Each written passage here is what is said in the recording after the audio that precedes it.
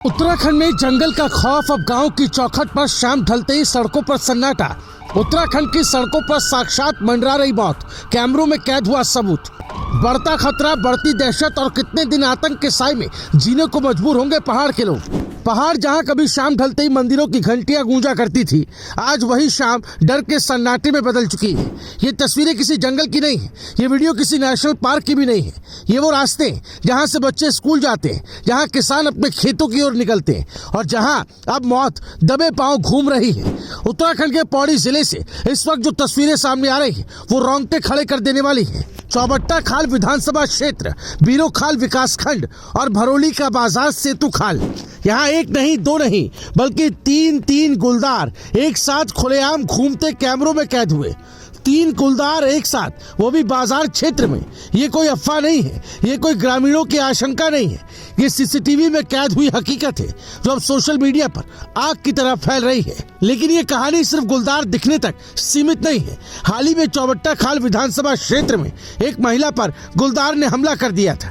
हमला इतना खतरनाक था कि महिला को एयरलिफ्ट कर उच्च चिकित्सा केंद्र भेजना पड़ा।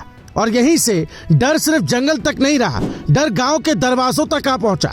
ग्रामीणों का दावा है कि बीते कई दिनों से इलाके में 3 गुलदार लगातार एक साथ देखे जा रहे हैं और सिर्फ गुलदार ही नहीं बल्कि बाघ की मौजूदगी की सूचनाएं भी मिल रही हैं। ध्यान दीजिए, ये इलाका जिम कॉर्बेट परिक्षेत्र और गढ़वाल वन विभाग से जुड़ा हुआ है, यानी जंगल और इंसान के बीच की रेखा अब मिटती जा रही है। नतीजा ये है कि शाम ढलते गांव में सन्नाटा छा जाता है।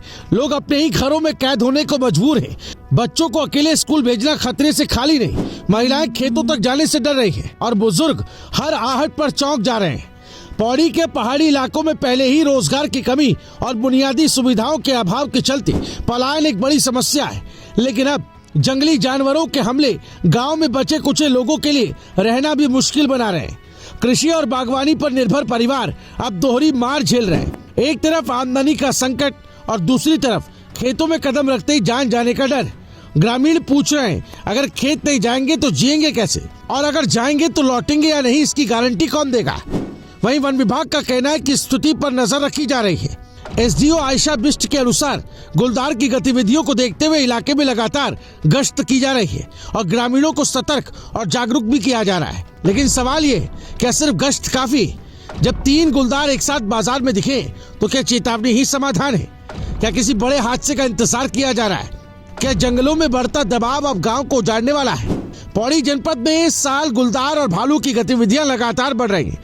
कई इंसान घायल हो रहा है, कई मवेशी मारे जा रहे हैं और हर गांव में डर गहराता जा रहा है। सवाल ये नहीं कि जानवर जंगल से बाहर क्यों आ रहा है, सवाल ये है कि क्या पहाड़ के लोग अपने ही घरों में सुरक्षित नहीं रहे? क्या विकास और वन्य जीव संरक्षण के बीच कोई संतुलन बनेगा? और अगर नहीं बना तो अगली खबर किसी और हमले की तो नहीं होगी।